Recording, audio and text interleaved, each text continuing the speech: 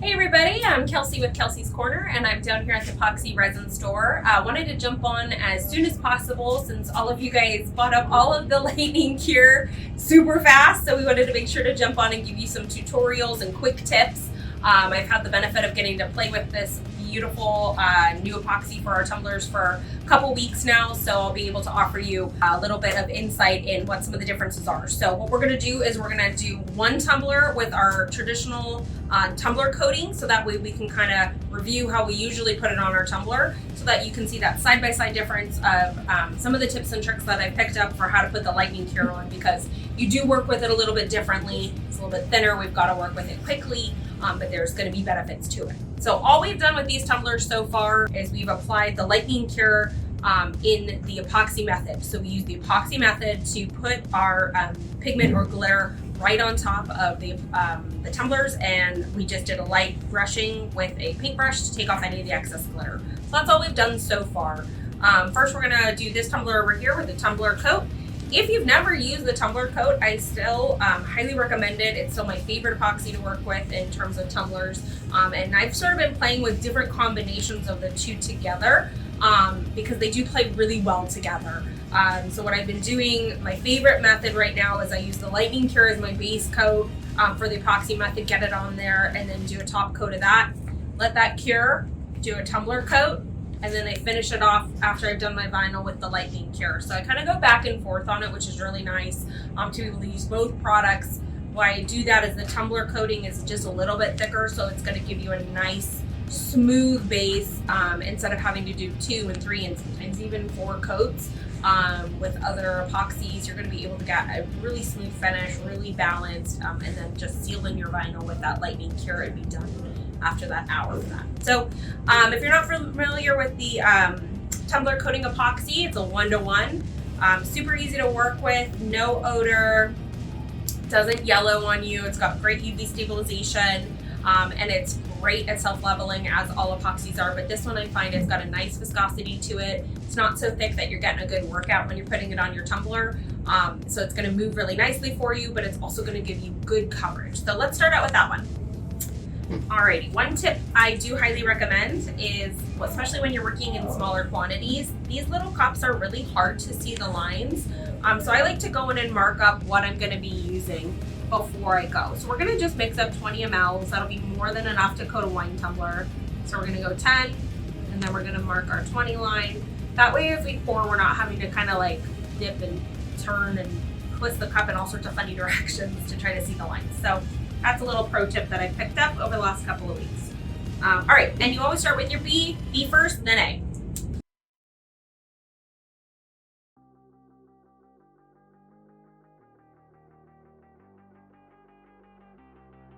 Alrighty. With the tumbler coat, you're gonna want to give it a good stir. It takes a little bit longer. You'll notice that right away it's gonna start getting that kind of milky, cloudy texture. That's perfectly normal. That's what you want it to be doing. If you don't get that, then you probably accidentally mixed 2 parts of A or 2 parts of B. I've definitely done that before. Usually when I'm working, I'll throw in some music and just kind of know that after I've listened to about a song and a half, that's usually when it's good to go. Oh, like 2 to 3 minutes, maybe 4. Just depends on what temperature the environment is that you're working into. That'll have that impact as well. You're gonna wait till it gets all cleared up. Notice how it's already clearing, so that's really good. It's one of the steps that you're looking for to know that you're closer to getting ready to being able to use it. You always want to make sure you scrape your edges, scrape the bottom of your cup. I'm sure all of you guys know all of this, but just in case you've got newer tumbler makers watching this video, just trying to include as many tips and tricks as possible for you. This is where the errors happen. So you get a little bit of A or a little bit of B on the outside that's not mixed, and you're going to scrape it to get it on your tumbler. So you need that little bit extra epoxy, and you're going to regret it later when that little spot is tacky and doesn't cure. So that's not fun.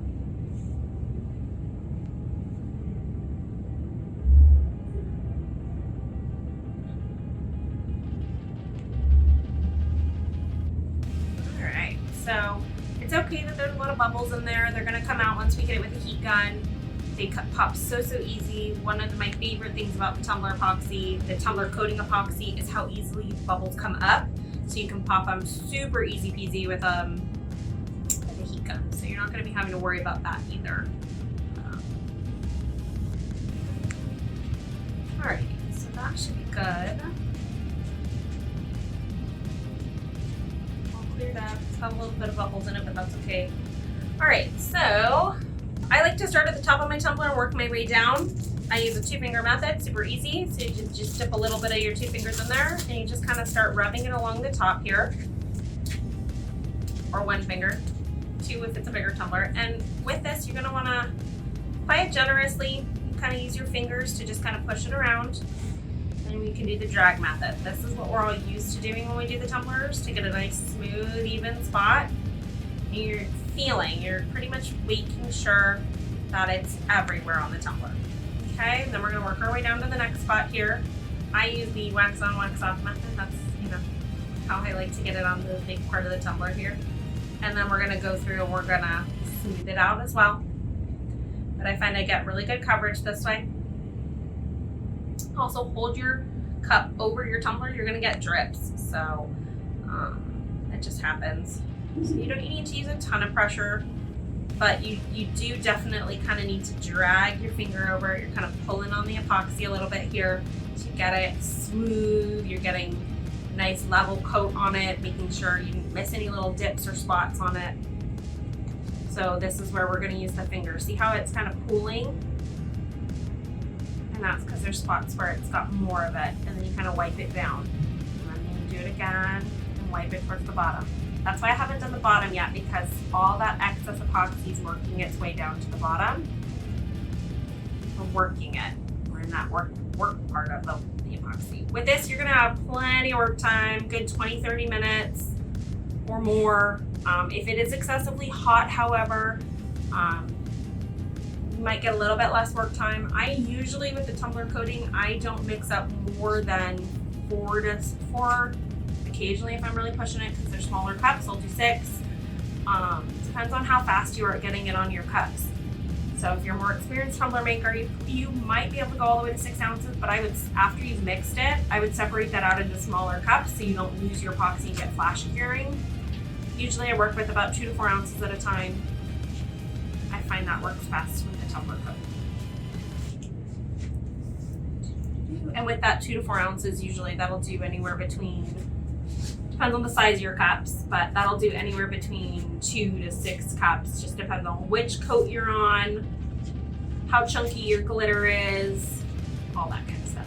As you get more towards the top coats, you'll use less and less because it's going to be nice and smooth, and it's going to glide right over. So, as most of you know, with normal tumbler coatings, you're going to have to go over the edge here a couple of times because epoxy just doesn't like to stick over the edge, which is kind of a pain in the butt. So you're going to be excited when I show you what the lightning shear does there. Okay, so right now we're just kind of getting in there, making sure we don't have any spots. You want to get kind of level with it so you can see the shine. Make sure you don't have any spots where there's just no epoxy at all. And we look pretty good. So very simple application for the tumbler coating. Took us the whole 3 minutes to get it on the cup at most. So again, you've got 20+ minutes with this. You're gonna be more than fine. Alrighty, so with the lightning cure, I do not recommend mixing more than 1 cup at a time while you're starting to learn how to work with it. I've gone all the way up to 60 mLs now, and that does 2 20-ounce tumblers when I do that, and with a tiny bit of excess. But by the time I was done with that second tumbler, it did start getting tacky. So 60 mLs, otherwise you're going to be getting flash curing. You don't want to push it. Again, 20 to 30 mLs is going to cover your tumbler, your 20-ounce tumbler, no problem. If you have a chunkier glitter, you might need to go up to like 40 mLs to get a nice smooth coat going, because it's probably going to suck into all of the crevices because it's a little thinner. So you're going to notice right away that B is thin, like you're used to. And B has the tiniest bit of yellow to it. Do not worry about it. It's not going to yellow your tumblers. It is not going to show up yellow on your cups. I promise, if whatever you see has a little bit of yellow in it, your tumblers are not going to be yellow. Okay? All right, so there's our B. Now we're going to add our A. And you're going to notice your A normally is a very, very, very thick. You're probably going to need to grab me an A as well.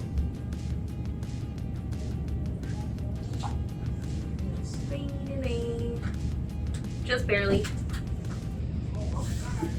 Sorry guys, we were hoping the sample that we had was going to be enough. So we apologize. We wanted to save every possible kit to get sent out to you guys instead of using it here in the shop. But let's see. We're gonna just be patient. But you'll notice that it drips, see? You're not gonna get that with a normal A. And that is because this is a polyurethane backbone. Ask me what that actually means. I don't know, I'm not the chemist. But I do know that it makes the viscosity of it very different, and it also allows for it to cure more quickly. So with this, we're only gonna mix for like 60 to 90 seconds. We do not need to be stirring 2-3 minutes, 4 minutes, 5 minutes, what some of those other epoxies require. This is gonna be 60 to 90 seconds tops. I'm looking here at the timer at the top of the camera. And again, you'll still see that subtle streaking, which is normal. That's exactly what you want it to do. That's how you know you're getting the chemical reaction. So that's good stuff. Scraping the bottom, scraping the side. Don't stress, you're gonna have plenty of time to work with this. I promise.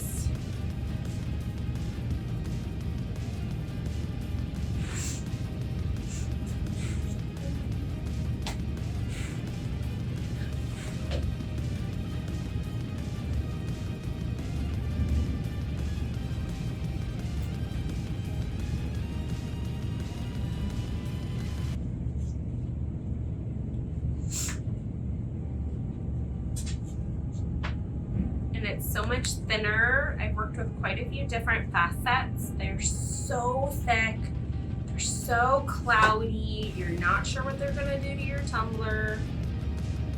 This is so nice because you're not getting an upper body workout when you're stirring this, guys.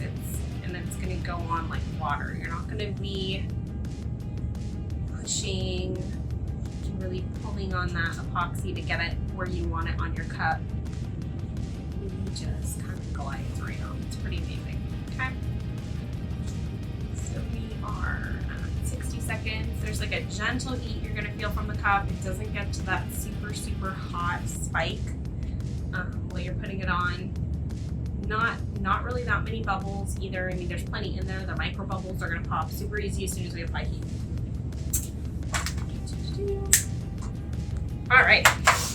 So similarly, I'm going to start at the top and I'm going to work my way down, but I'm going to do smaller little sections. What's interesting about the lightning cure is it kind of wants to bind to itself. So it's searching for more of itself to connect to. So you're going to notice that. And you're going to want to use just tiny little dabs. I am simply using less weight than it would take to push a paper across the table with your finger. Easy. Okay, we're doing these gentle little strokes, gentle little brushes until it meets up with itself. Okay, easy, easy, easy. It goes on so smooth. You do not want to apply a lot of pressure to it because that will cause dimpling. It doesn't need that. It doesn't want to be in a very, very thin coat. It naturally has a thinner viscosity to it, so you do not need to sit there and drag it and pull it till it's thin and level it out till it's thin with your finger. You're not going to need to do that. And so I just kind of gently blend it down. Okay, do you guys see how easily that's moving? So easy.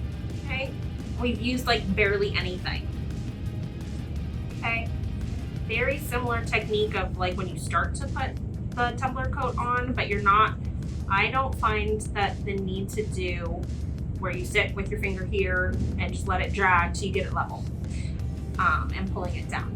It doesn't need that because it can't go that thin. So just getting it on here.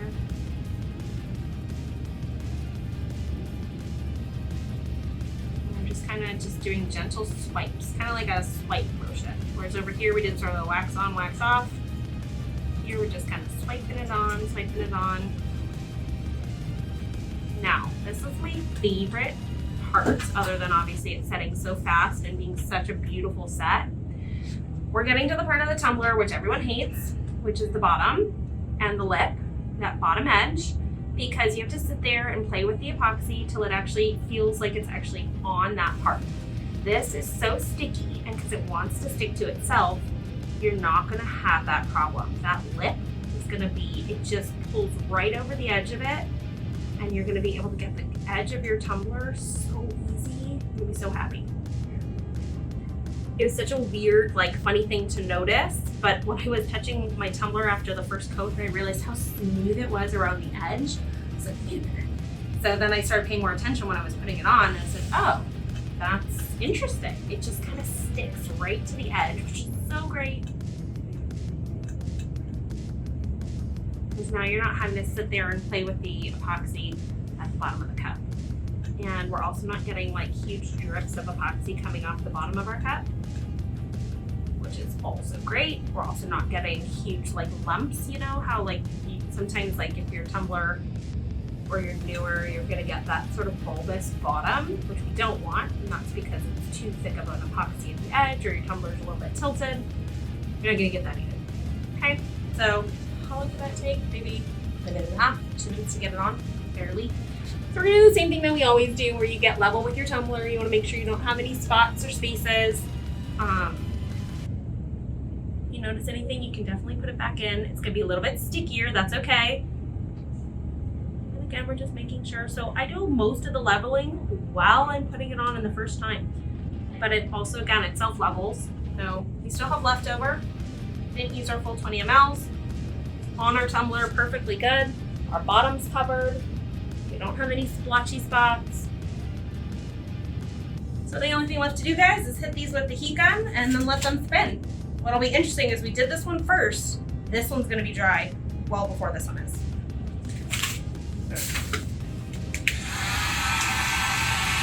So the reason you use a heat gun is just to pop any of the micro bubbles, because obviously we don't want those coming up on our tumbler.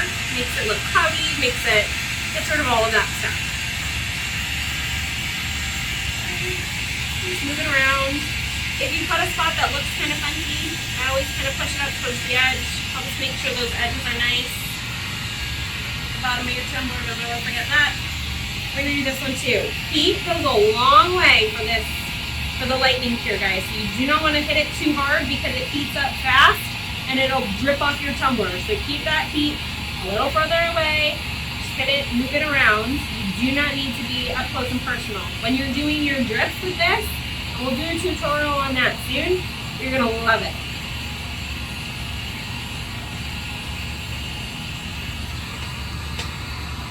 Bottom of that tumbler.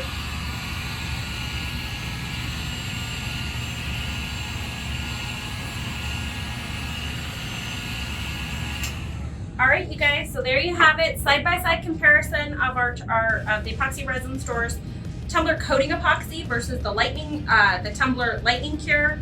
Both are great products. I highly recommend them. One does not replace the other. What I love about the Lightning Cure is you're gonna get the ability to build up steps of your cups so much faster. So for instance, I was doing some cups just the other day and I kind of wanted to time out like how long this takes and use the combination of them because there was a thicker glitter cup. I was able to start with the Lightning Cure, then I did a tumbler coat, and then we finished the vinyl off with another Lightning Cure. All in on cure time was at 6 hours using the combination of the two, meaning that I was able to complete tumblers in one day, clean them up and get them turned around to my customers. So you're gonna have a lot of different ways to use this. Please spam us with all the different ways you're doing it. Hashtag Lightning Cure. That way we can see your projects and what you love about it and different techniques and tips that you have for how to put it on your cups. Bye everybody, it's been my pleasure.